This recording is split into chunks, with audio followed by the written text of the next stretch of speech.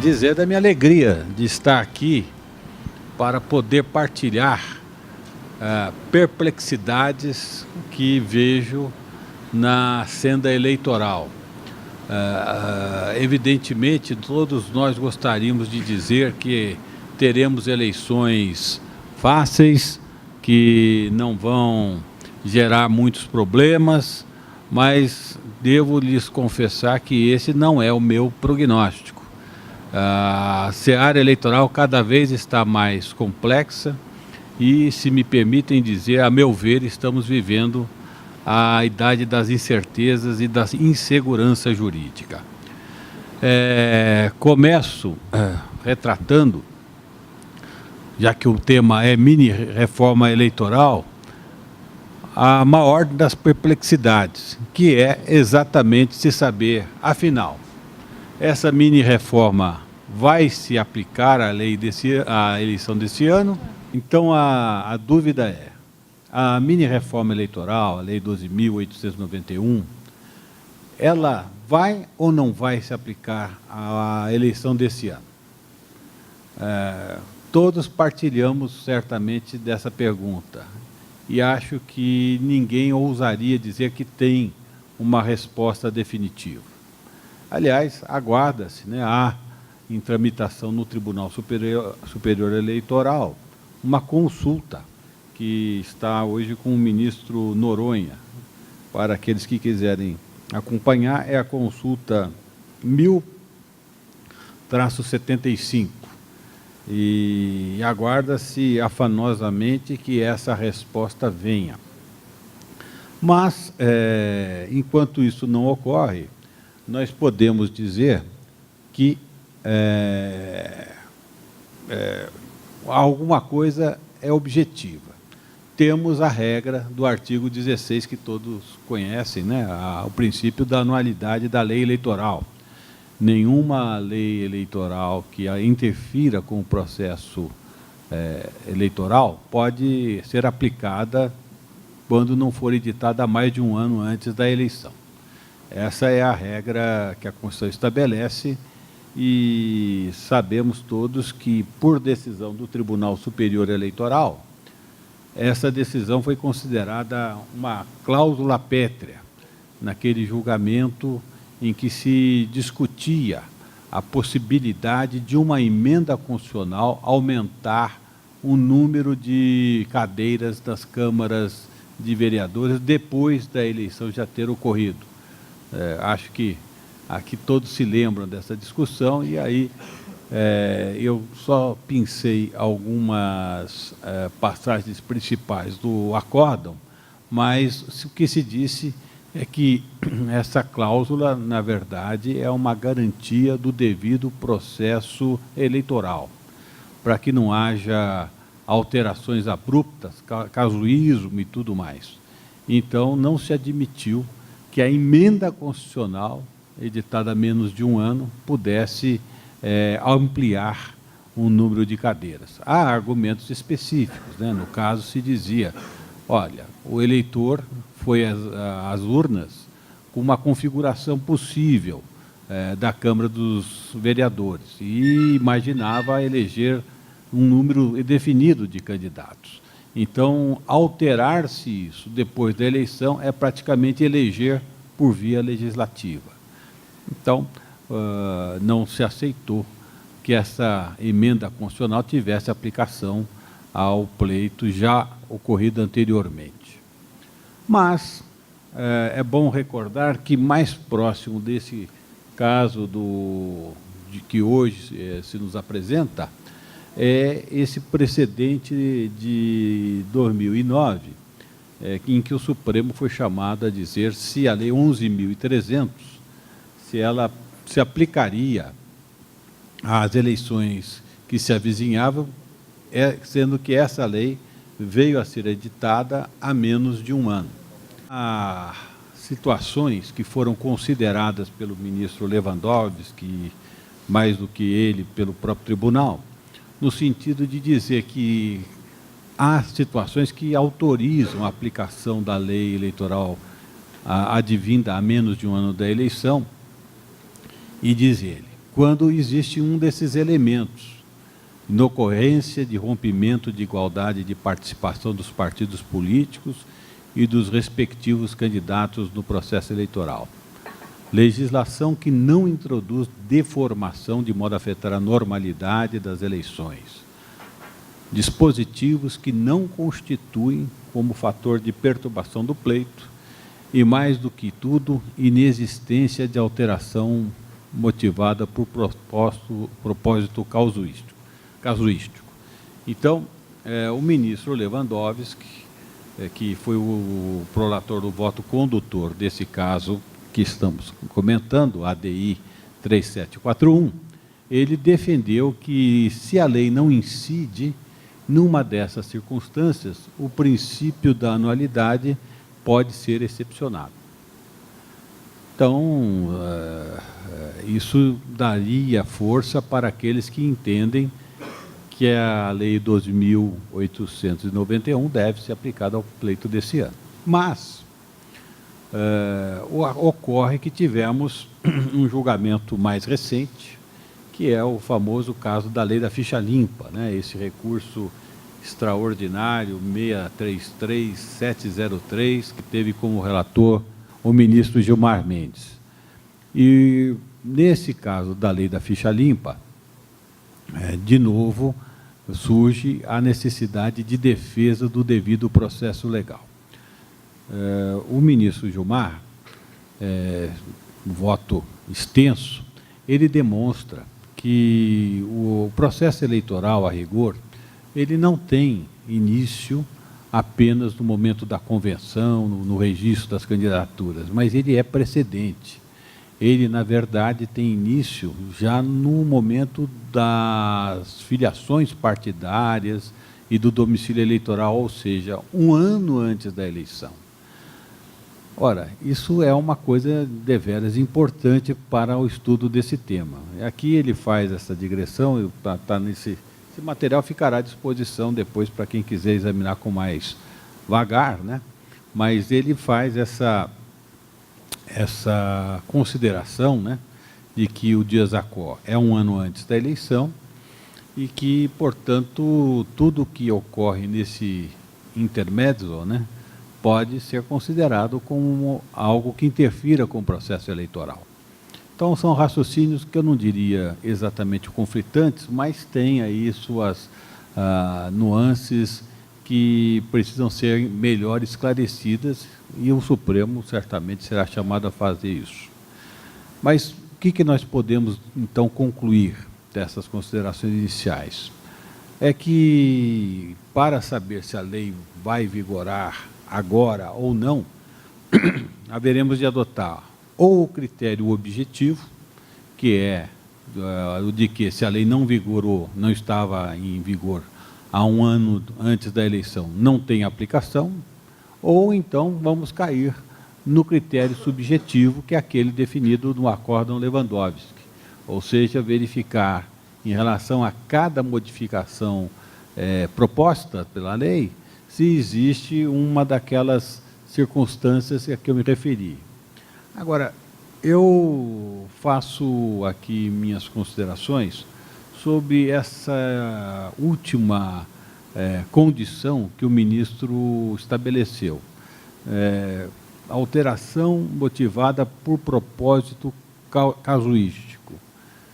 Ora, isso, com todas as vênias, é de um subjetivismo absoluto, que é um dos grandes problemas que hoje nós temos em relação ao Poder Judiciário. Não é? Ou, numa democracia, normalmente, ao legislativo, que passa pelo crivo do voto, cabe fazer as grandes opções de valores, de conveniência, oportunidade de soluções. Não é?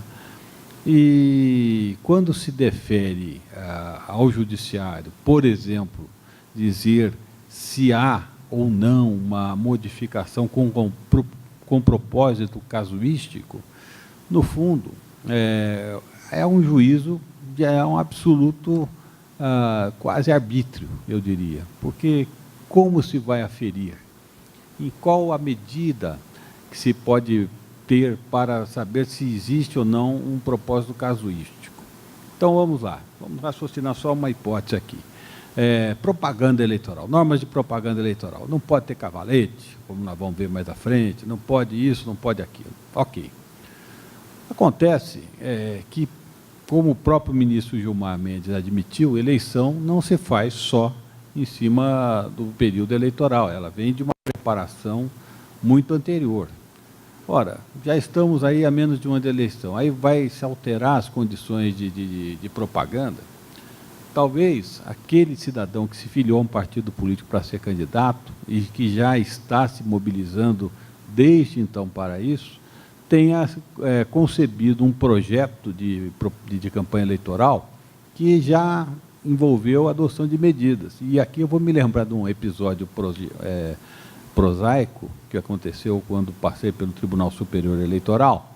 Era a situação de que, para os candidatos a deputado federal, era necessário o número de 4 dígitos, né? A lei assim recomenda expressamente. Mas também há a circunstância de que os partidos têm o direito a inscreverem como candidatos 1,5 vezes o número de vagas. E aí deu-se o problema em São Paulo, porque em São Paulo são 70 cadeiras a serem preenchidas. 1,5 vezes, 70 mais 35, chegaríamos, ao menos em tese, a 105 candidatos possíveis. Sem falar também se a coligação é o dobro, né? E pode muito bem haver uma coligação de 3 partidos, os 2 só lançam um candidato, o outro preenche as demais vagas. Enfim, o cobertor era curto para tanta gente. Então, depois de muito conversar com o pessoal da informática, que era o mais preocupado, porque dizia que não era possível ter um grupo de candidatos a deputado federal com 4 dígitos e outro grupo de candidatos com 5 dígitos, pelo menos na situação da informática da época, ia gerar um grande problema. Então, o tribunal resolveu dizer que nos estados em que haveria possibilidade de mais de uma centena de candidatos, a solução seria que os federais também concorressem com 5 dígitos. Tão logo divulgada a proposta, vieram esbaforidos ao gabinete 2 deputados de São Paulo, olha, mas isso não é possível. Eu estou, aos poucos, fazendo todo o meu material de campanha desde o ano passado. E o número era o número que eu sempre concorri, porque a lei me garantia isso. Então, estão me causando um problema, o que eu vou fazer com esse material, etc. e tal. E depois de muito conversar, chegou-se uma solução. Chegou-se a solução de que, se todos os partidos, né, pelos seus diretórios regionais, assumissem o compromisso de não lançar mais de 99 candidatos àquela eleição, seria preservado a faculdade de 4 dígitos. Também não demorou 2 dias para essa manifestação de todos os partidos chegar ao Tribunal Superior Eleitoral, né? Porque realmente é difícil até conseguir esse número de candidatos. Hoje, aliás, estive conferindo aí nas instruções da eleição desse ano, para minha surpresa, o tribunal resolveu solucionar esse problema com uma medida radical. Proíbe que algum partido apresente mais de 99 candidatos. Ou seja, a limitação numérica acaba cerceando um direito do partido. Eu não sei se essa solução está muito adequada, mas se os próprios partidos dizem que não querem ultrapassar o limite, talvez não haja quem se disponha a questionar. Mas fiz toda essa digressão para contar que a campanha, inclusive, já se inicia, né?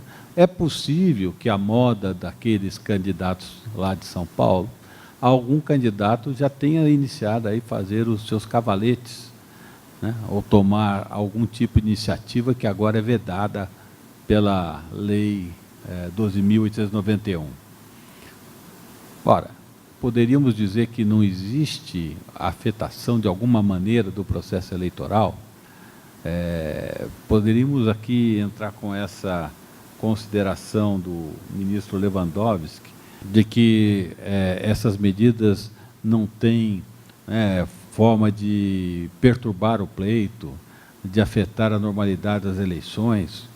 Vamos convir que a pior dificuldade hoje que um candidato, especialmente novato, tem é de se apresentar ao eleitorado. Acho que, inclusive, aí tem uma séria questão constitucional. Tal como hoje a lei é concebida, ela favorece tremendamente quem já tem um mandato. E é incrível que aqueles que querem se lançar na política, apesar de, em alguma vez, o Supremo dizer que isso é uma situação sempre a ser preservada, está aí a questão da barreira, né, da cláusula de barreira, está aí agora mais recentemente a possibilidade dos partidos criados receberem, né, o direito de portabilidade, como se disse no julgamento, quer dizer, o tempo e os recursos eleitorais que adviriam daquela cadeira do parlamentar que se transfere, e tudo isso em nome de se possibilitar surgimento de novas forças do cenário eleitoral. E aí, na hora da campanha, tudo é cerceado, tudo é proibido. Não pode showmício, não pode nada, vamos dizer assim, né? Quando muito, agora pode haver a distribuição de adesivos, desses que é muito difícil ver, você não sabe se é adesivo de time de futebol, de refrigerante ou de candidato. Vai ser um zero à esquerda, na verdade. Os comícios, muito se fala, os comícios são uma maravilha. Ninguém mais vai a comício, ninguém tem mais tempo para isso. Quem vai a comício são os que já estão apoiando mesmo. Então, não agrega absolutamente nada às campanhas. É por isso mesmo que quase todo mundo prefere a carreata. Quer dizer, em vez de as pessoas virem ao comício, o comício busca ir às pessoas. Mas, assim mesmo, um poder de convencimento mínimo, né?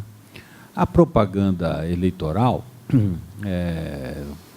gratuita, no rádio e na TV, essa, então, conseguir o prodígio de, na prática, reimplantar a Lei Falcão.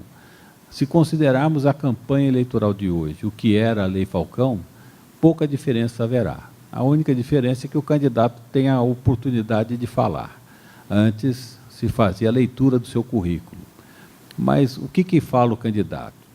Saúde, educação, moradia para todos, vote né, na vitória e alguma coisa assim. O que isso tem de poder de convencimento? O que isso enriquece o debate eleitoral? Até por isso mesmo que aparecem aí uns candidatos meio histriônicos, né?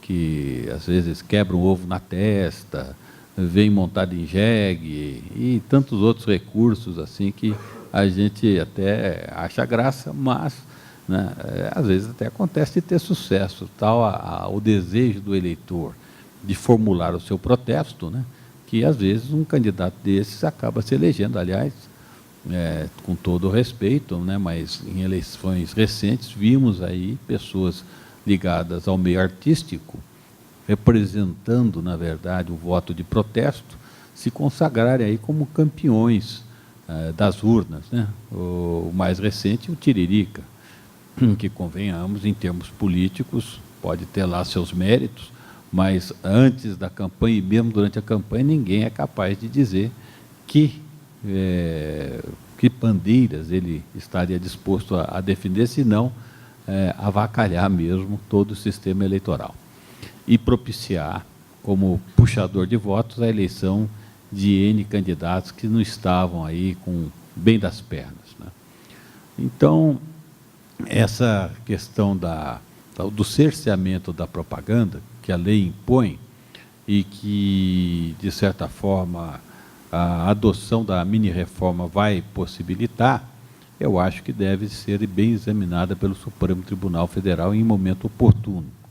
É verdade que o momento oportuno já está passando até, porque estamos chegando aí ao momento que vai se iniciar a campanha.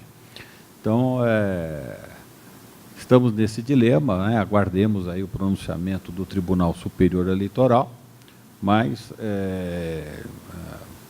permito-me defender a ideia que deveríamos sempre adotar o critério objetivo, para evitar essas sibilinas distinções sobre se a mudança está motivada ou não por um propósito casuístico, se afeta ou não afeta a normalidade da eleição, se há ou não há deformação.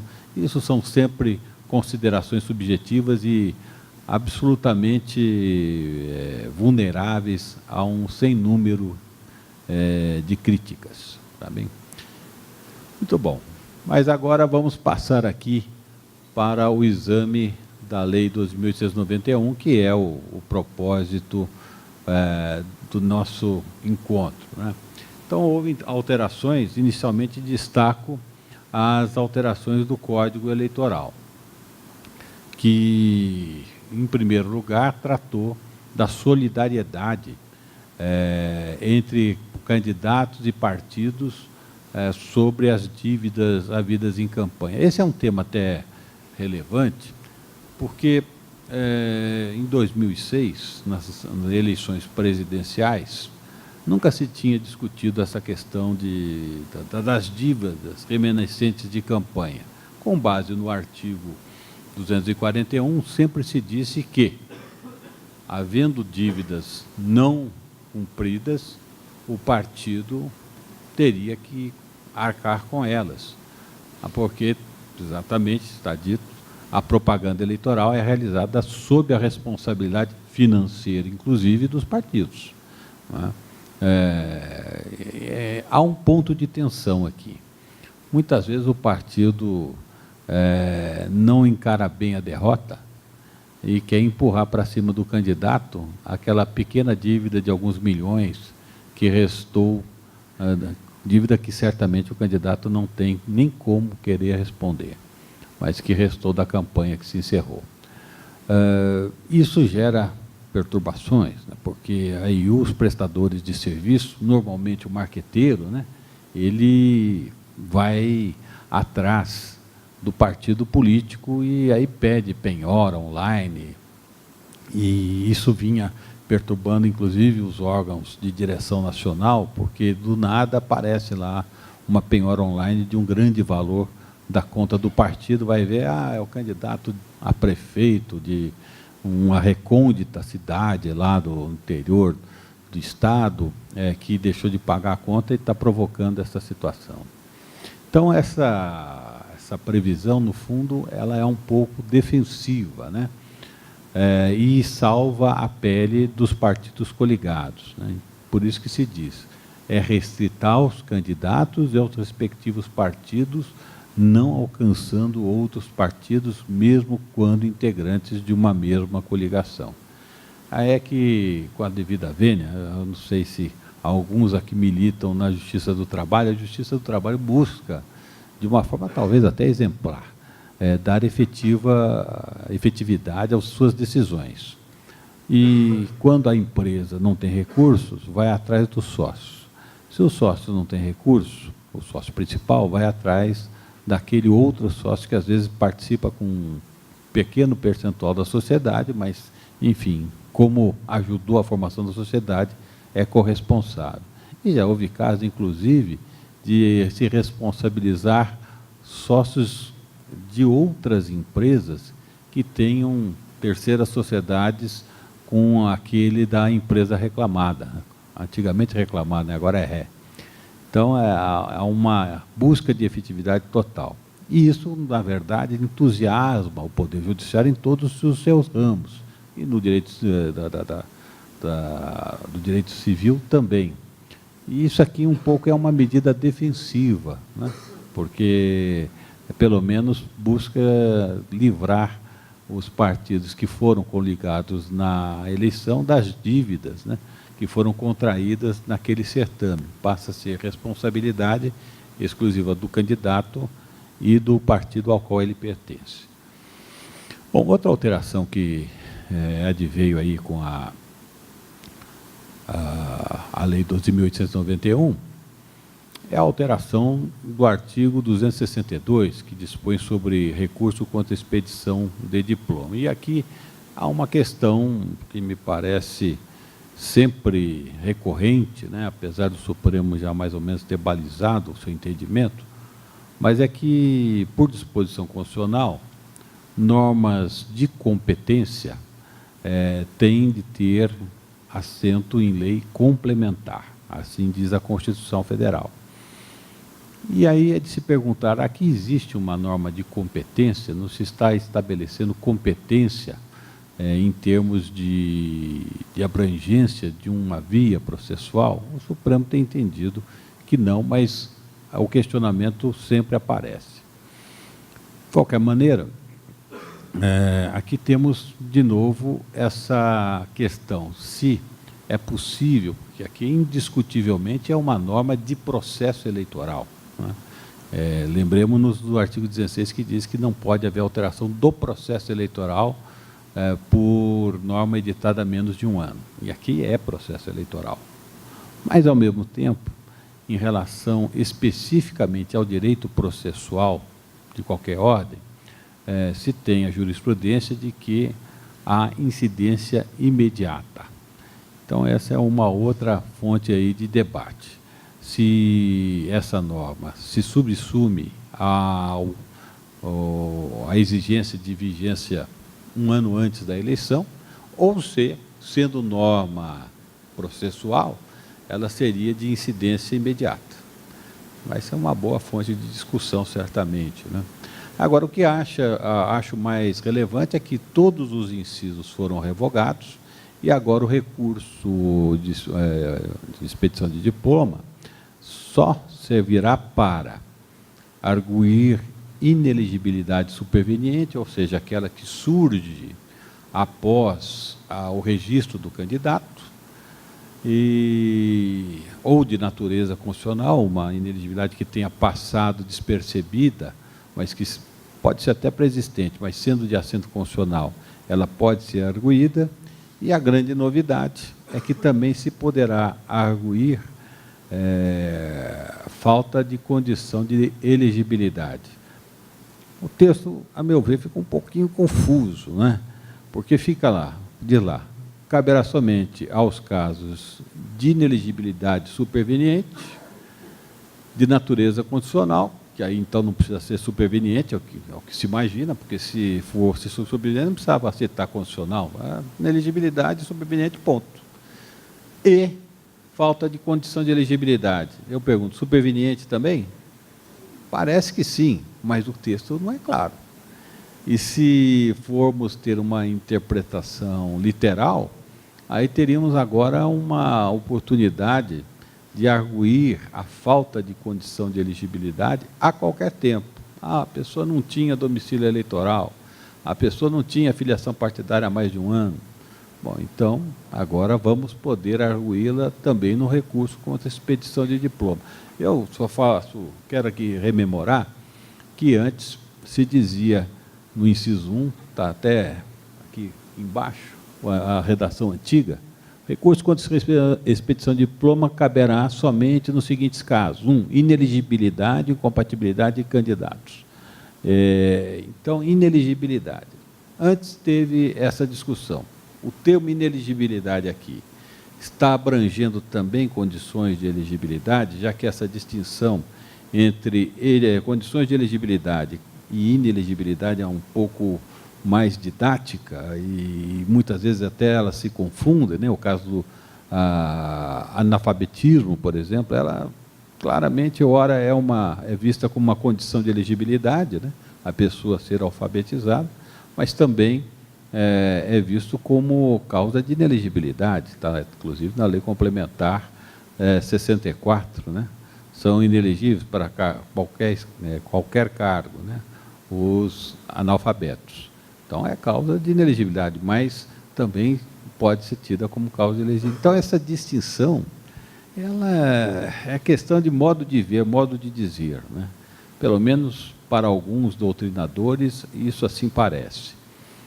Quem bem distinguiu, tentou realmente traçar um uma distinção mais segura foi o ministro Moreira Alves, que ainda na época, isso é coisa muito antiga, porque nem o ministro Moreira Alves era ministro então, era procurador-geral da República. Isso nos anos de 75, ele escreveu um magnífico texto num livro editado pela UNB em homenagem ao ministro Aliomar Balieiro. Então, ele procurou traçar realmente a distinção, condições positivas, situações em que o candidato tem que incidir, tem que satisfazer, ou condições negativas, que são as inelegibilidades, as condições que o candidato não pode incidir. Então, fez a... Bom, mas como essa distinção nunca foi muito precisa, há algumas vacilações na jurisprudência, né? Houve, por exemplo, em relação à ação rescisória, que também é restrita em princípio, né? E depois eu explico o porquê desse em princípio, mas aos casos de inelegibilidade, a ação rescisória número 12, em que o tribunal entendeu, era um caso de condição de elegibilidade, o candidato vitorioso acabou perdendo o seu registro porque havia uma impugnação sobre domicílio eleitoral, mas por realmente um erro material. Então, houve a ação rescisória, e essa rescisória foi acolhida pela maioria para dizer que, conquanto a letra J do artigo 22 do Código Eleitoral fale em condição, em casos de inelegibilidade, então teria essa restrição da lei em termos de cabimento da ação rescisória, mas aí se deveria dar uma compreensão maior. E há também decisões nesse mesmo sentido em relação ao recurso contra expedição de diploma, ainda na redação anterior, evidentemente, que depois acabou superada, e aí me permito uma brincadeira, superada pela rigorosa aplicação da lei do mínimo esforço, porque, evidentemente, com essa a interpretação extensiva, o número de ações rescisórias seria, claro, excessivo. Eu não desconheço o fenômeno, né, de excesso de processo dos tribunais.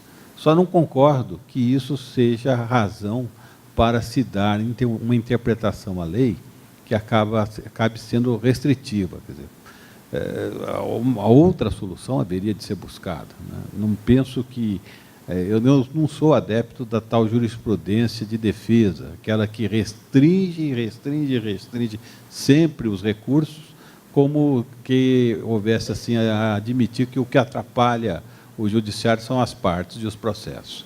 Se não tivesse um nem outro, estaríamos no melhor dos mundos, não é?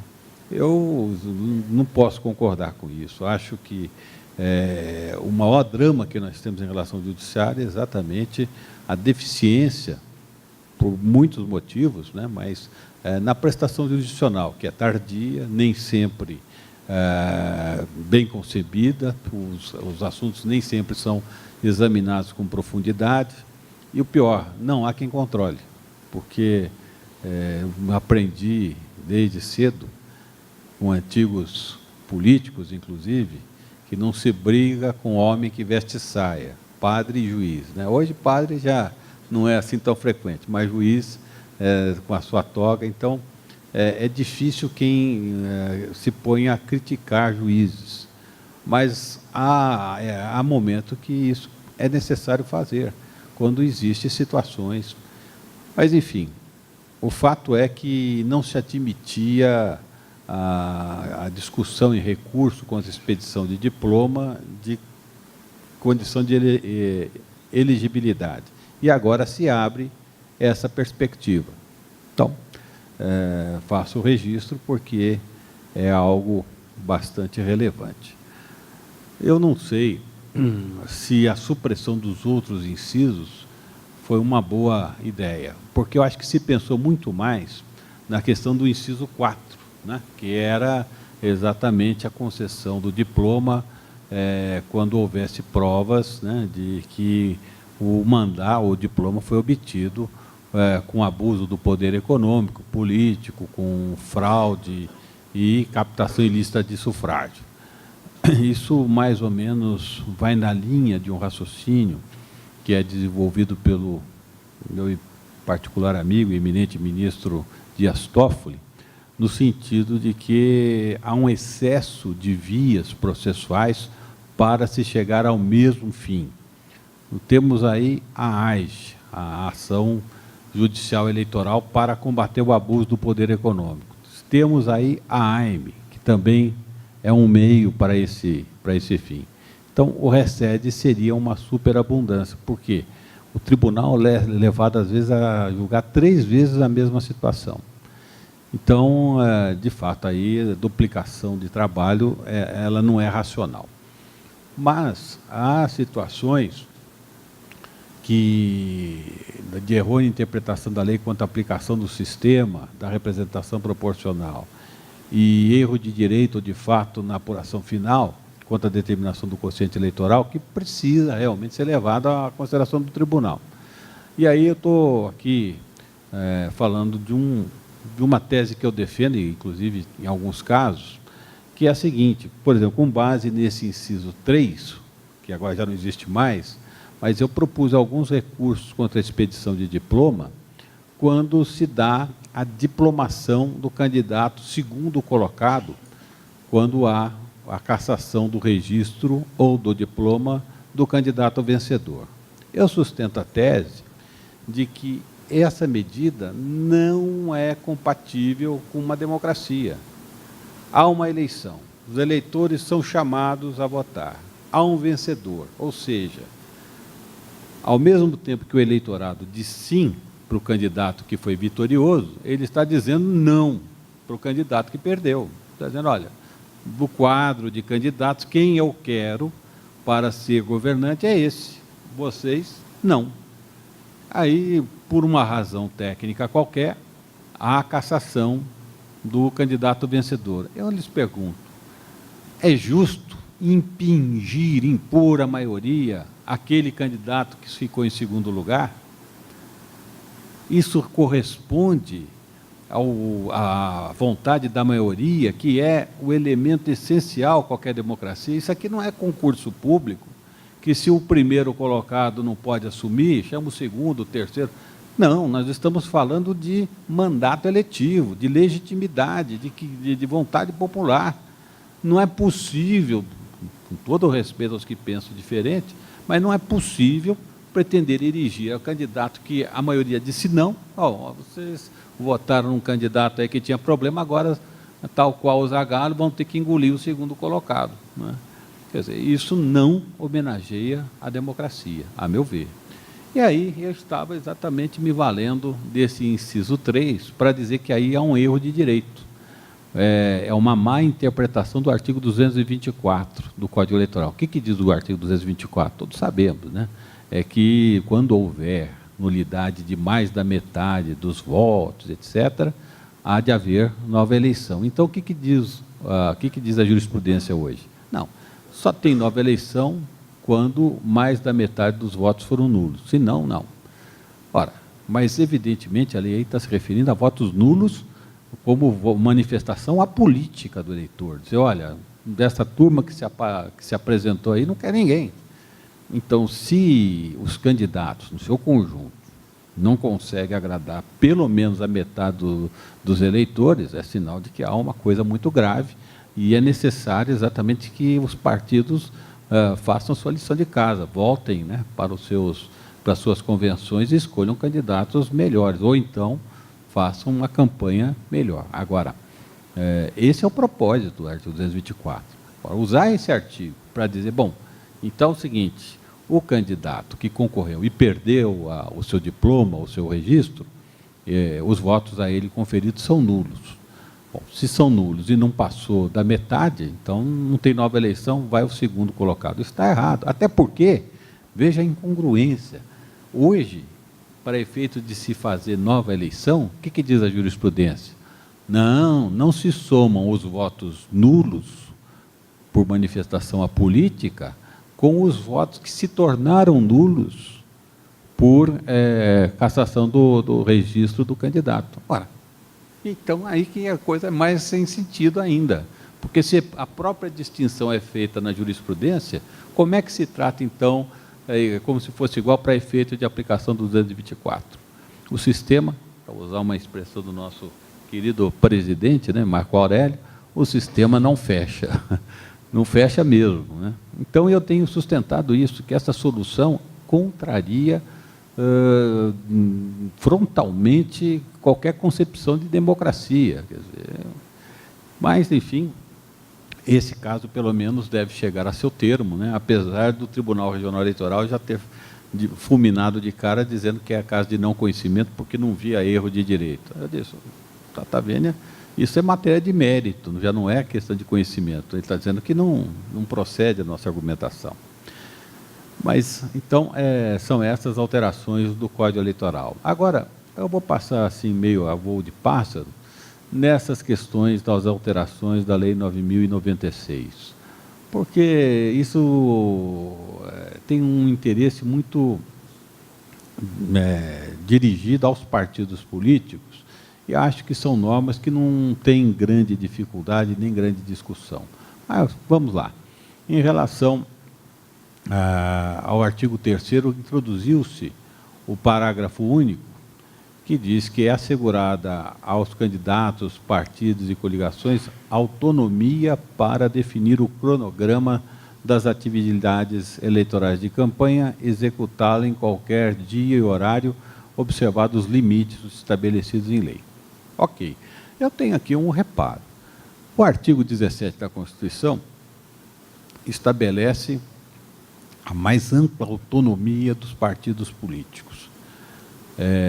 E, aliás, a primeira parte do parágrafo único coincide com isso, mas abre essa observação final, observados os limites estabelecidos em lei.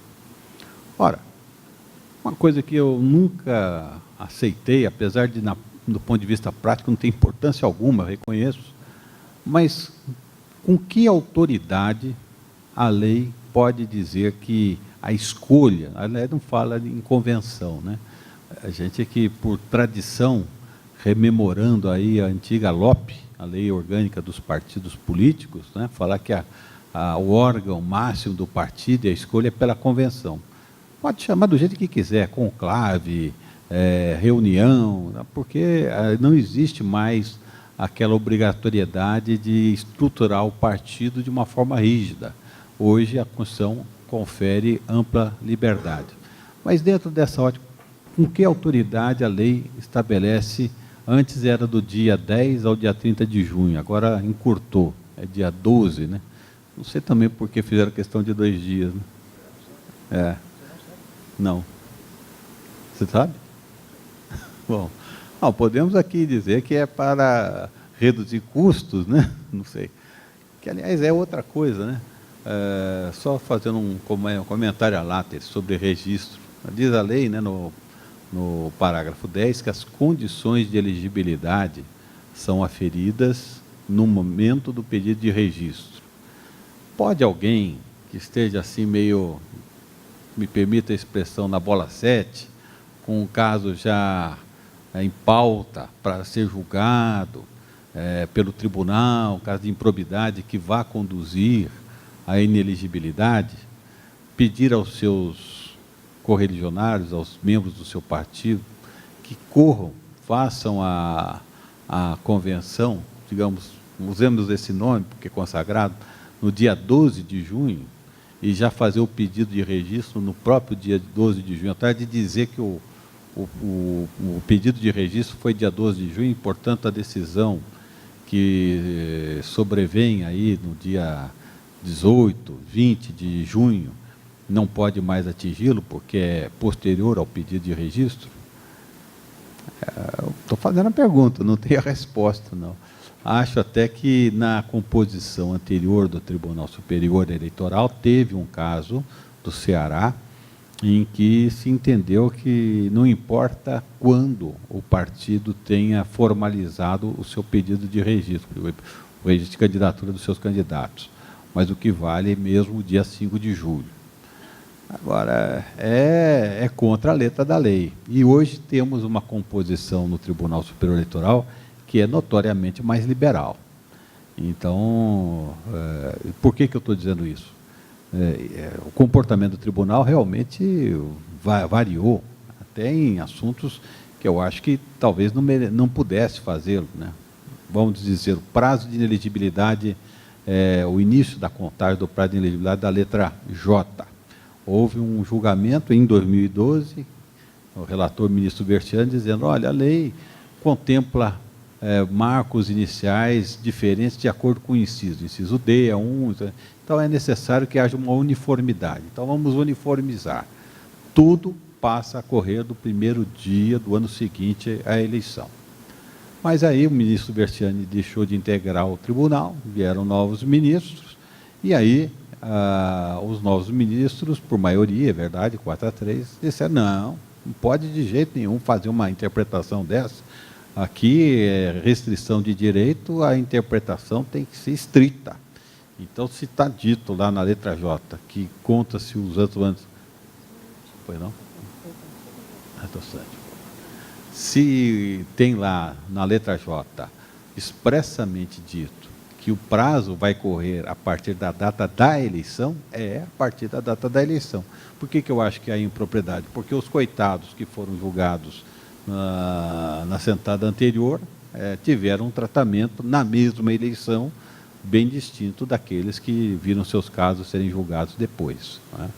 Mas então, há essa nuance de o tribunal variar de jurisprudência, e hoje temos uma tendência mais liberal.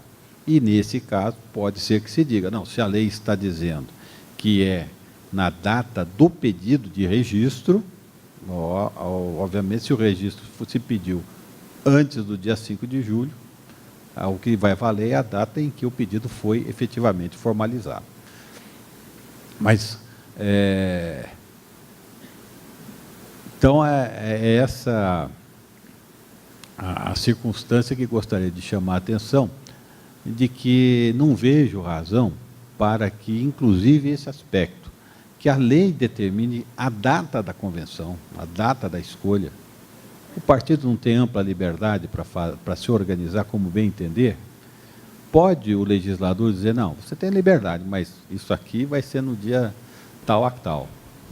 Se algum partido cismasse e dissesse, não, eu vou escolher meu candidato já, eu não vou respeitar essa...